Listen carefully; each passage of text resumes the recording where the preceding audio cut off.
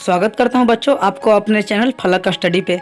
तो चलिए आज का वीडियो शुरू करते हैं। आज का वीडियो शुरू करने से पहले मैं आपसे को ये बात बोलूँगा कि आप पहले कल का वीडियो देख लीजिए, क्योंकि इससे आपको ये वीडियो समझने में ज़्यादा बेहतर होगी, ठीक ना। अगर आप वो वीडियो नहीं देखते हैं तो आपको हल्का समस्या का सामना भी करना पड़ सकता है, लेकिन कोई बात नहीं, आप पहले देख लीजिए, ठीक ना। उसका लिंक नीचे डिस्क्रिप्शन में है, ठीक ना। चलिए आगे चलते हैं।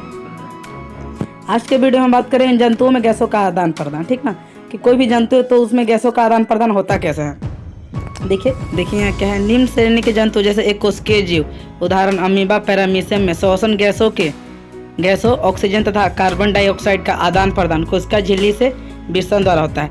बहुत अच्छा, ठीक है। देखिए बाबू, सबसे पहले आपको ये बात तो एकदम याद रखना है, ठीक ना। कुछ आपको याद रहे ना रहे, ये याद रखिएगा बस, कि जो भी जितने भी एक कोशिकीय जीव होता है उनमें क्या होता है, गैसों का आदान प्रदान कैसे होता है, तो विसर्जन द्वारा होता है, ठीक ना। इतना बात याद रखिएगा। किस प्रक्रिया द्वारा होता है, तो विसर्जन प्रक्रिया द्वारा। ये आपके बोर्ड में क्वेश्चन पूछा जाएगा, ठीक ना। चलिए आगे चलते हैं। जैसा कि आप देख सकते हैं, मैं यहाँ अमीबा का चित्र बना दिया हूँ, ठीक ना। और ये पैरामीशियम का है, ठीक ना, कि इसमें आपको ज़्यादा दिक्कत का सामना नहीं करना पड़े, ठीक। चलिए आगे चलते हैं। ये एक कोशिकीय जीव है। अब देखिए आगे क्या है। आगे बोल रहा है निम्न श्रेणी के बहुकोशिकीय जंतु जैसे हाइड्रा में श्वसन गैसों का आदान प्रदान शरीर की सतह से विसर्जन के द्वारा होता है। देखिए बाबू, हाइड्रा एक जीव है, ठीक ना। हाइड्रा क्या है, एक निम्न श्रेणी के जंतु है, ठीक। उसमें क्या होता है, उसमें भी गैसों का आदान प्रदान होता है, लेकिन उसमें क्या होता है, विसर्जन द्वारा होता है। मैं अभी आपको हाइड्रा का फोटो दिखा दे रहा हूँ, एक मिनट रुक जाइए। देखिए ये जो आपको दिख रहा है, ये यहाँ हाइड्रा का फोटो है। इसके लिए माफ़ी चाहूँगा क्योंकि बहुत गलती से ये कहीं और फिट हो गया, ठीक ना। लेकिन आप देख सकते हैं, इसमें कोई ज़्यादा इशू का बात नहीं है। आप यहाँ देख सकते हैं कि ये क्या, ये हाइड्रा का फोटो है। मैं रंग चेंज कर देता हूँ। आप यहाँ देख सकते हैं बाबू बहुत ही अच्छे से, ये क्या हाइड्रा का फोटो है, ठीक ना।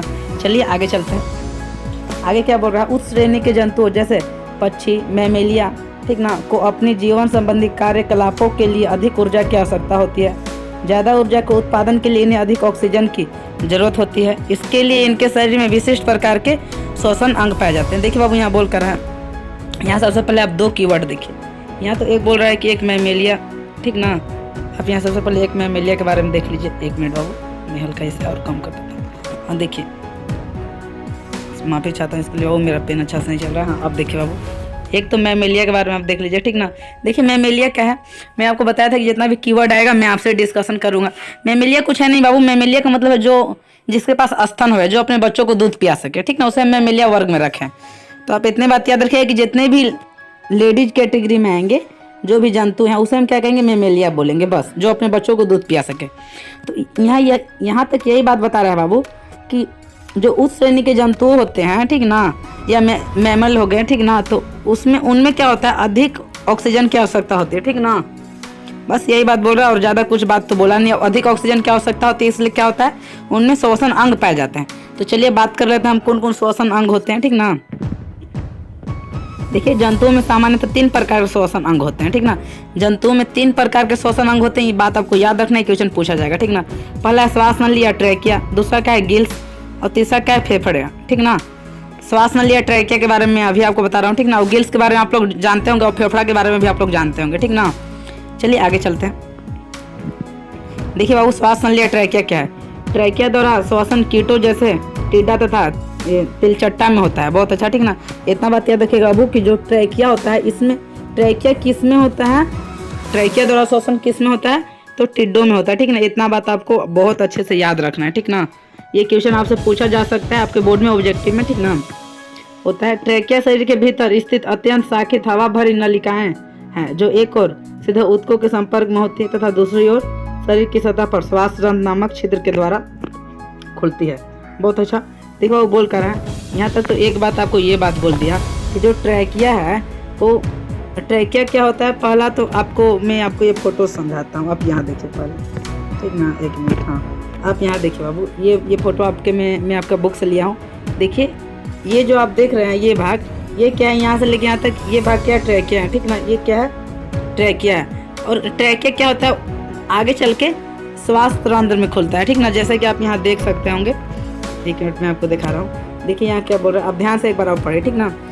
बोल रहा है यहाँ ट्रैकिया शरीर के भीतर, अब ध्यान से पढ़े, मैं आपको दिखाते जाता हूँ, ठीक ना। बोल कर है ट्रैकिया शरीर के भीतर, ठीक ना, स्थित अत्यंत शाखित हवा भरी नलिका है, ठीक ना, जो एक ओर सीधे ऊतकों के संपर्क में होती है तथा दूसरी ओर शरीर के सतह पर श्वास रंध्र नामक छिद्र में खुलती है, ठीक ना।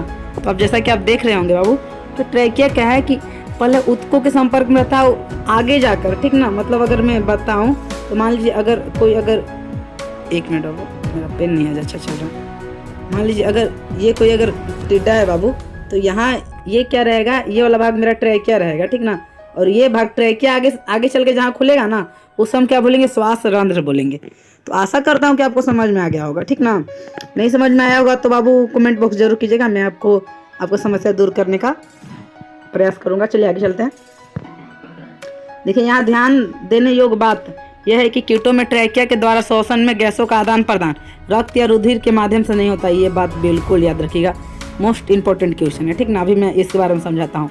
इसका कारण यह है कि कीटों के रक्त में हीमोग्लोबिन या उसके जैसा कोई रंजक जिसमें ऑक्सीजन को बांधने की क्षमता पाई जाती है उसमें नहीं होता है, ठीक ना। अब देखिए क्या बोल रहा हूँ।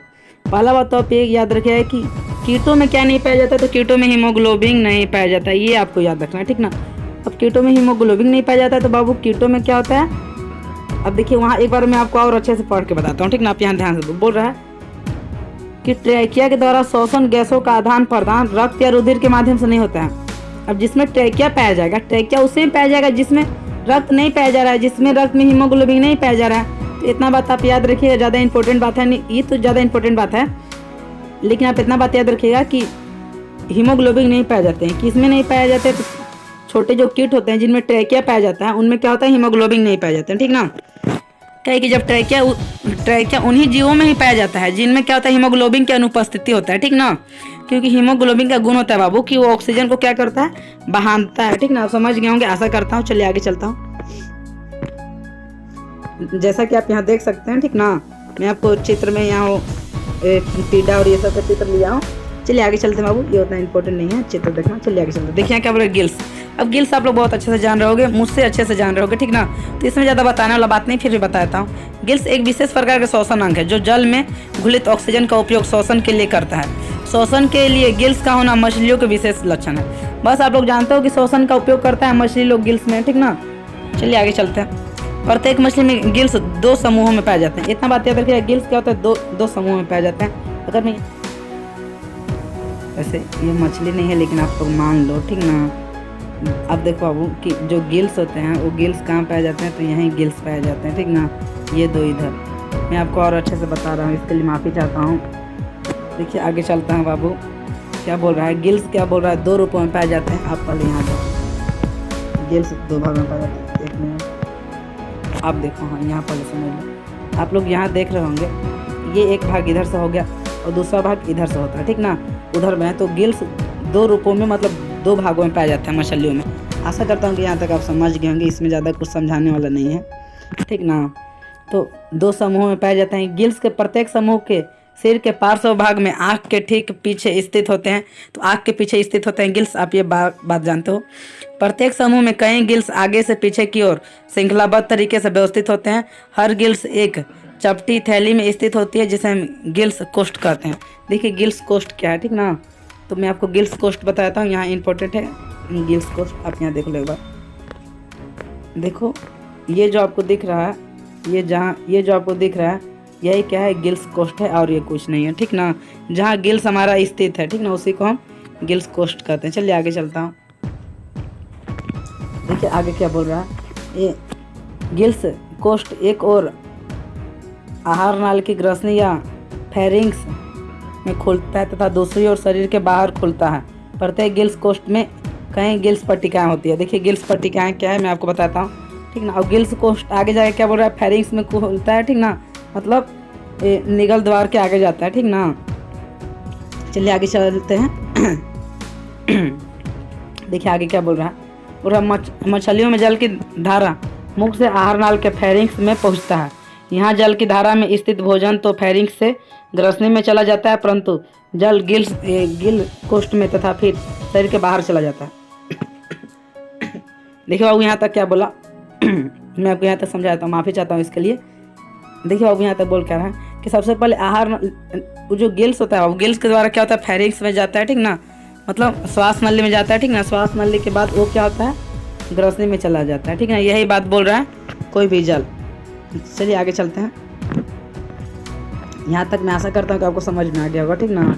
चलिए आगे चलते हैं। फिर क्या बोलता है, परंतु जल गिल्स कोष्ठ में तथा फिर शरीर के बाहर चला जाता है। इस प्रकार गिल्स लगातार जल के संपर्क में रहते हैं, जिससे जल में घुले ऑक्सीजन गिल्स की रक्त वाहिनियों में स्थित रक्त में चला जाता है तथा रक्त का कार्बन डाइऑक्साइड जल में चला जाता है। इस प्रकार श्वसन गैस ऑक्सीजन तथा कार्बन डाइऑक्साइड का आदान प्रदान रक्त और जल के बीच विसरण के द्वारा होता है। बहुत अच्छा। देखिए बाबू, तो मछलियों में भी क्या होता है, जो ऑक्सीजन, जैसे में ऑक्सीजन क्या करता है, मतलब देखिए अब मैं आपको ऐसे समझाता हूँ, आप पहले यहाँ देख लो, ठीक ना।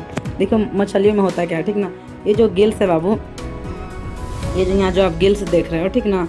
अब गिल्स द्वारा क्या करता है, गिल्स का तो आप काम समझ जाए कि ये क्या करता है, पानी को अपने अंदर लेता है, ठीक ना। और इनके अंदर बहुत छोटे छोटे एक प्रकार के आप क्या सेल कह सकते हो, जो कि पानी से ऑक्सीजन को अलग कर देता है, ठीक ना। आप लोग जानते हो कि पानी H2O जो सूत्र होता है बाबू, उससे ऑक्सीजन को अलग कर देता है, ठीक ना। तो ऑक्सीजन से अलग करने के बाद फिर उसको, पानी को तो छोड़ देता है, ठीक ना। और ऑक्सीजन जो शरीर में अंदर जाता है, रक्त में उनके जो मिलता है, उसके बाद आप जानते हो CO2 बनेगा। तो वो क्या करते हैं, वो CO2 को फिर बाहर निकाल देते हैं। वो बाहर किस प्रक्रिया द्वारा निकालते हैं, तो बाहर निकालते हैं विसन प्रक्रिया द्वारा, ठीक ना। ये बात आपको याद रखना है, विसन प्रक्रिया द्वारा बाहर निकालते हैं। चलिए आगे चलते हैं, ठीक ना। यहाँ तक आशा करता हूँ कोई डाउट नहीं होगा। देखिए कुछ कशेरुकी, अब देखिए कशेरुकी क्या होता है, अकशेरुकी है, सॉरी माफ़ी चाहता हूँ, ठीक ना। देखिए कशेरुकी मतलब होता है बाबू जिसमें रीढ़ की हड्डी पाया जाता है, ठीक ना। अकशेरुकी मतलब होता है जिसमें रीढ़ की हड्डी नहीं पाया जाता, ठीक ना।